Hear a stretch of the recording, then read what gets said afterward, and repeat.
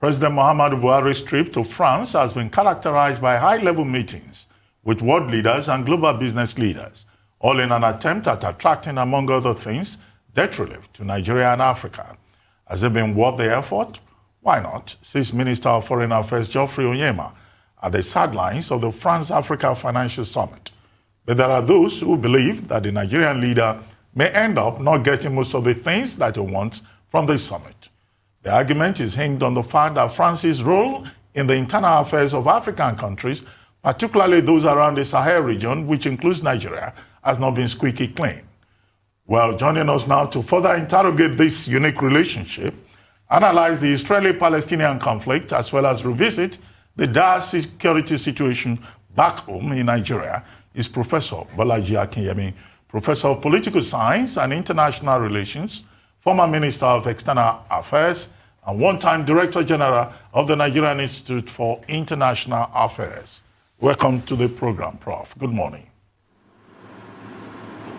Good morning, Dr. Abati. Prof, thank you very much, sir, for joining us today on the morning show. Very quickly, the France-Africa Financial Summit has just been concluded. At that summit, France expressed a lot of support for Africa in terms of debt cancellation, and also provided support for Sudan. And a lot of people have been skeptical about the relationship between France and Africa, particularly the value of this regular summit that France holds on African issues. But what's your take, Prof? Do you think that France is necessarily progressive and altruistic, or that there are aspects of this relationship that we need to worry about? First of all, thank you for having me on your show. Good morning, Tundu Abiola. Good morning, Mr. Hosseini. Good morning, sir. It's as someone who, for over the past 30 years, has been advocating the concept of concert of medium powers, and who, when he had the opportunity as a minister to actualize that concept, he did take steps to do so. Nobody will, I think, expect me to look favorably on what I call the attempt to cut Africa, even though globally, but sectionally, into Chinese followers, Japanese followers, French followers, and where will it all end? Because the Chinese summon a meeting of African leaders annually. The Japanese started doing so. The French are doing so.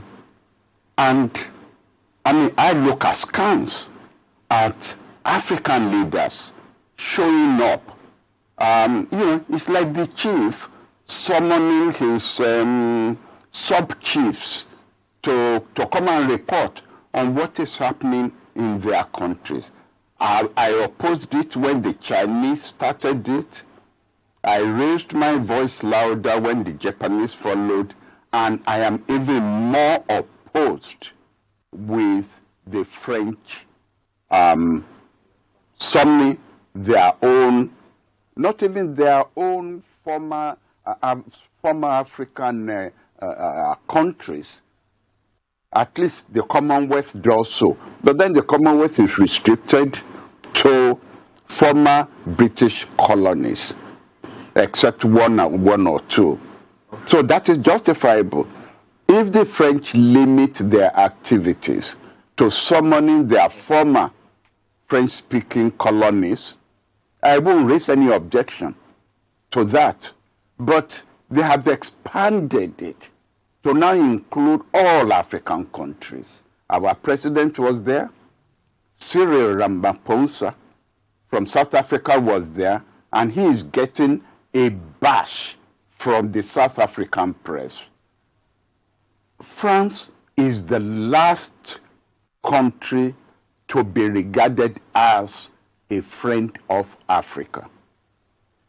Dr. Abati, if you recall, about a year ago, there was a lady who was the AU ambassador to Washington who was sacked on French insistence because she exposed the way France exploits, not exploited, exploits its African territories.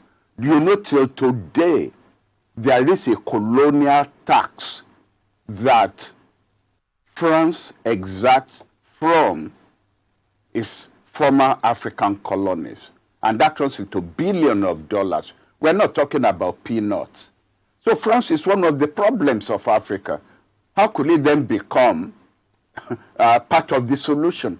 First of all, let it cancel the colonial tax. Free its former French territories from paying that humongous tax every year. And that's in addition to all the things that France took out of Africa when she was a colonial master.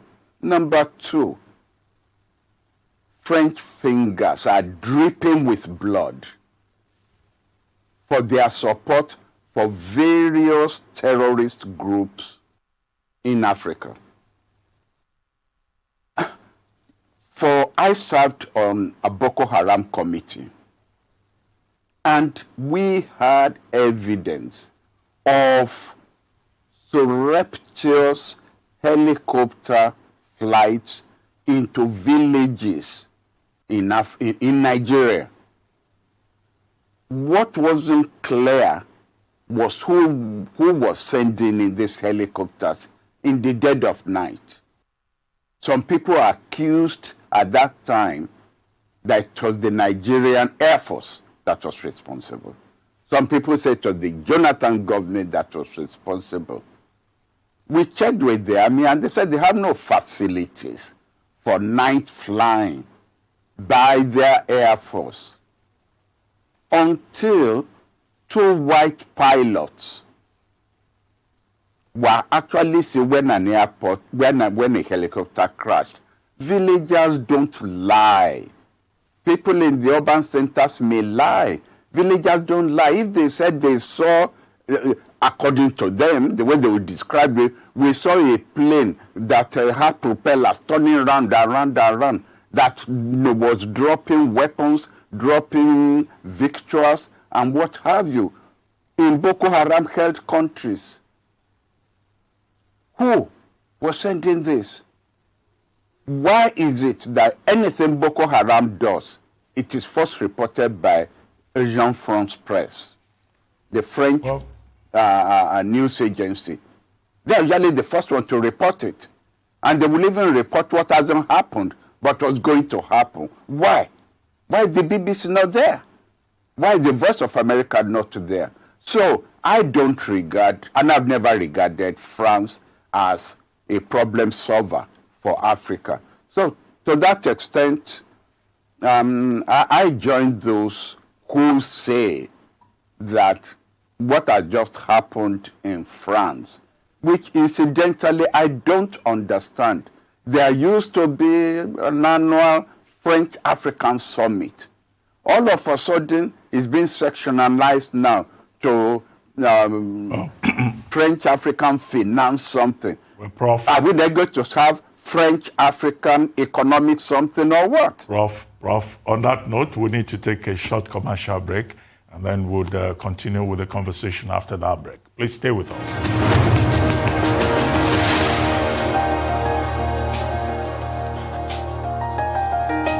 Welcome back to the morning show here on the Arise News channel. Our guest is still Professor Bolaji Akinyemi, Professor of Political Science and International Relations, former Minister of External Affairs of Nigeria and one-time Director General of the Nigeria Institute for International Affairs. Well, Professor Akinyemi, thank you for staying with us. Sorry I interrupted you. We needed to take that commercial break. If you could just conclude your thoughts. And perhaps I get your point about imperialism, neocolonialism, But even our president at this same summit in France was appealing to France, to support Nigeria, to support debt relief for African countries, and to even come to Nigeria and exploit natural resources. And, a favorable environment will be provided for France and other European nations. Is there something that the people in government do not know? Well, maybe there's something people in government know that we don't know. Maybe we read different scripts and do different analysis. That's all I can say about that.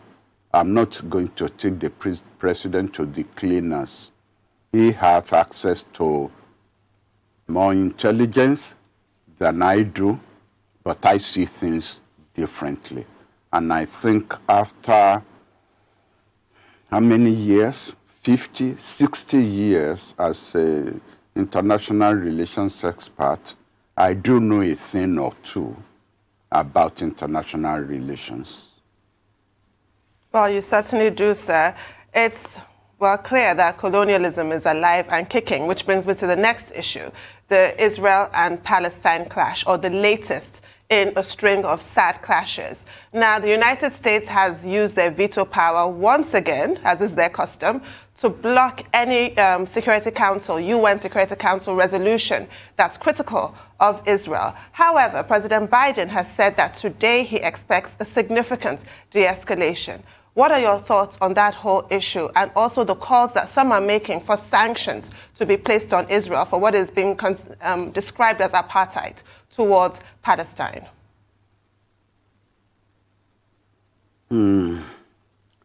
Poor Palestinians, so near to Israel, so far from God. Again,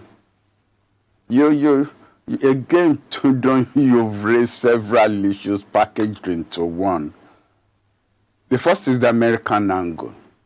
Anyone who believes that an American president will go against Israel openly is deceiving himself. Even though there are only 2 million Jews in America, no American politician would dare to oppose Israel. Israel can get away with murder, and it has done against the United States. You'll recall after the, I think, 67 war or so, there was an American communications ship that was obviously doing its job, intelligence, monitoring radio waves coming out of Israel and out of Egypt. And Israel bombed, even though it was identified clearly as an American ship, Israel bombed and killed several of the sailors. Lyndon Johnson was president at that time. It was close to his re-election aspiration, and the United States hid this. They hid this. They towed the ship to an obscure shipyard away from the American prying eyes of the press. So if Israel could do this to the United States and get away with it, why would you think that every American president would not have learned his lesson? So I never expected that Biden will vote against Israel or even do what Obama did, which was to abstain from voting, and he got roasted for it. Yes, sir. And you will recall, that the person who had ever insulted an American president openly on American soil was not Chinese, was not Russian, was not even North Korea. It was Netanyahu, who was invited by the Republican opposition to Congress, and he lambasted their own president there, and they applauded him.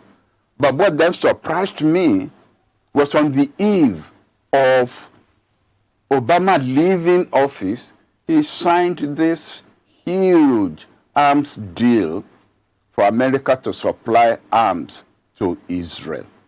So I'm not going to say why or how. Let me just state this.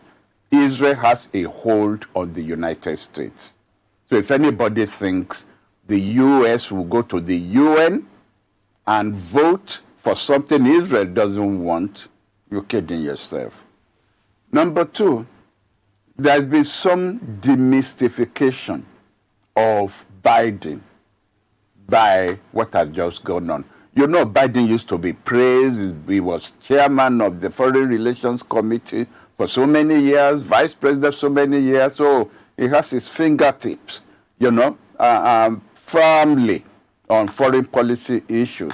But he's not only has he changed his mind from just blaming the Palestinians, but to now carefully telling Israel that is going too far, but never really condemning Israel for what? For evicting Palestinians from their homes in the occupied territories. And this is the language that the UN and international law uses. So it's not even within Israel proper. It is within occupied territories that the Jews are evicting Palestinians. That's the beginning of all of this that we are seeing. And then they crack down, heavy hand by the police on Alaska Mosque, that even the Israeli government itself had to say, well, maybe the police could have done things, in a better way. Biden has not criticized, Israel on this. And of course, the trap Trump laid for a forthcoming government when he moved to the American embassy from Tel Aviv to Jerusalem. All these are little nitpicks that eventually lead to this kind of a blow up. If I am fighting a giant, don't expect me to get close to him to land a blow. I will be throwing stones from a mile off, because that's the only protection that I have. So to criticize the Palestinians for lumping rockets into Israel, when only less than 10% of the rockets get through, and you are not even equating it. You are not blaming Israel for the destruction of Hamas. Let me tell you something I came across only 4 days ago. I was reading the comments by a former Israeli military governor of Gaza. I'll repeat that. A former Israeli military governor of Gaza, who said he warned Israel when Israel decided to create and energize Hamas as a counterfoil to the PLO, that Israel was looking for a Palestinian group that would diminish the PLO, and that was why he said he was the governor. He was given dollars to pass on to Hamas at the very beginning, where Hamas was nothing but a radical movement. And he said he warned his superiors in Israel, you will regret this, because there's no Palestinian group that will be pro-Israel. He said they ignored him. Now, I wasn't aware of this until a few days ago. So, I am, the solution to this is to really say there is no solution. Okay. I know there'll be people who will say, well, let Israel Pardon? He said, oh dear. Okay, yes, you're right. That's why I said poor Palestinians so far from God. Yes, sir. The people, I mean, theoretically, I could say, oh yes, let Israel vacate occupied territories. Let Israel go back to the 1967 boundary and give Eastern Jerusalem as capital for the Palestinians. Okay, sir. I could say all of that in theory, but I know it won't happen. Okay, It will not happen. So this is the latest of the several rounds you are going to get. I mean, very deep insights as always, Prof, and thank you so much for all of that. But there are many dynamics to it. So I've been reading recently an Israeli national, the most liberal paper out of Israel, and they are plotting many dynamics to it. The first one will be around the power struggle going on in Israel, Benjamin Netanyahu, the undecided elections, Naftali Bennett, and the opposition leader trying to form a government.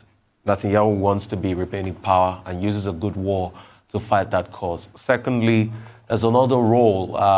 Turkey called on our president, Recep Tayyip Erdogan did call on President Buhari to talk to him about the Palestinian plight. Do you think Nigeria would take that side? And thirdly, I know it's a lot of questions lumped into one, will be the area of, we keep talking about colonialism. What about the role our leaders have played in aiding and abating colonialism? Because if we manage our resource properly, we don't need to run to the West. We mismanage our resource, we run to the West for help, they give us their conditions, and the colonial cycle continues again. And all of these conferences that our African leaders go to is just a reenactment of the Berlin conference, really. We go cap in hand, keep begging, and we are not there in the room to make firm conversations. Mr. Oseni, you are quite right. Let me answer the last question first. That's easier to answer. I always tell people who ask me that question, I always say, who gave us those leaders? Who gave us those leaders?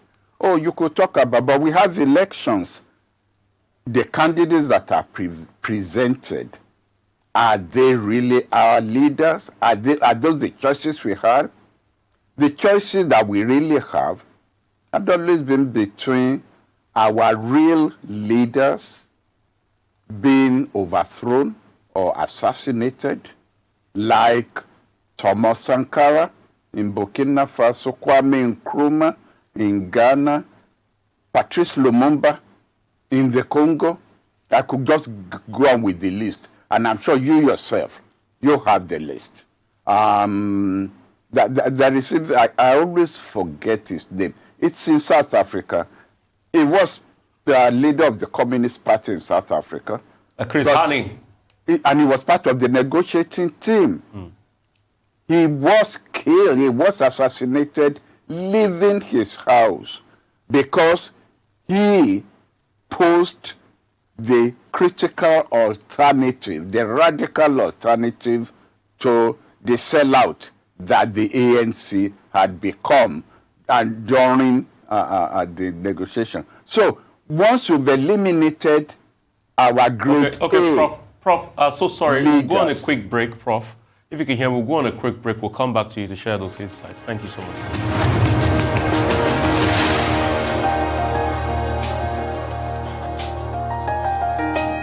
All right, welcome back. We still have Professor Bolaji Akinyemi, Professor of Political Science and International Relations, former Minister of External Affairs, one-time Director General of Nigerian Institute of International Affairs. Prof, we're talking about, why African leaders pander to the West. And you were talking about the story of Chris Hani, how they normally kill our African leaders. The true ones, anyway. Yes. Thank you. Yes, Chris Hani was the one I had in mind. Do you think Murtala Mohammed will have gone to that meeting in Paris, having given that speech about Africa coming of age? Of course not. He wouldn't have gone. But then I cannot swear for any other Nigerian leader after that who will have stayed away. So we have two battles on our hand.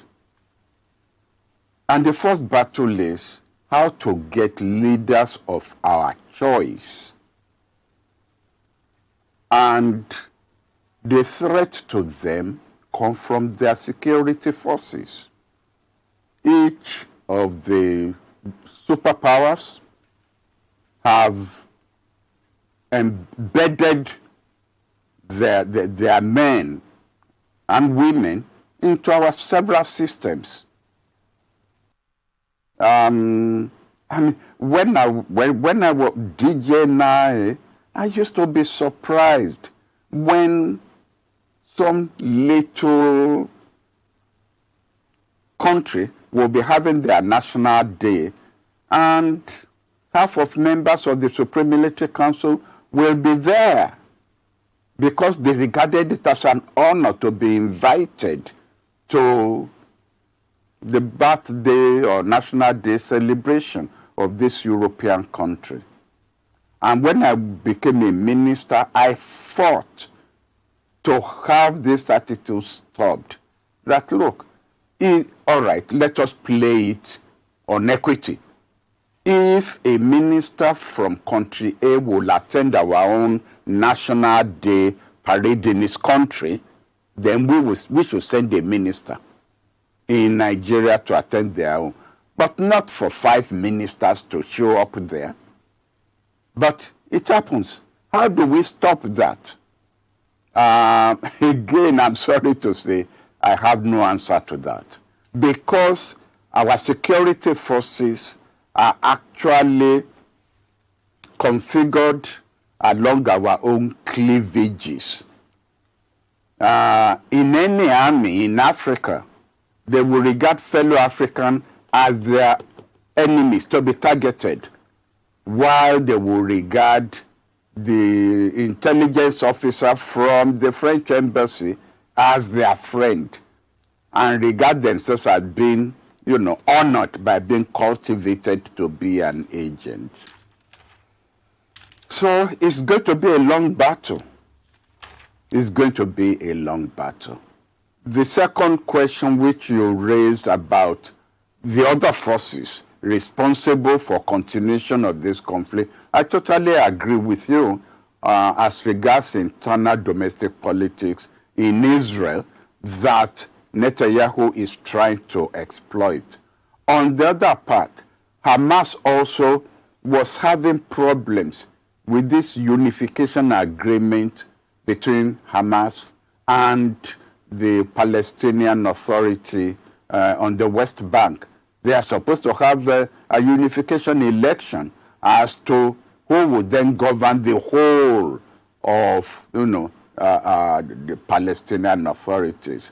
Hamas was certain it wasn't going to win that election. So it really may have been in Hamas' interest to also stoke the fire, knowing that it will lose, but in the process, it will again become a hero to the Palestinians, that it is Hamas who took the punishment on their collective behalf, and the government on the Western Bank had just remained irrelevant in what is going on.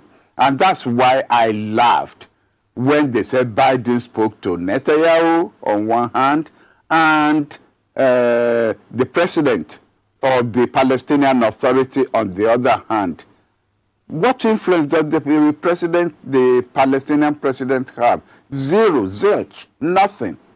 But they said they cannot talk to Hamas because Hamas is a terrorist organization. Are the Americans not talking to Taliban in trying to get out of Afghanistan? Is Taliban no longer a terrorist organization, even by American definition? Come off it, Who's fooling who?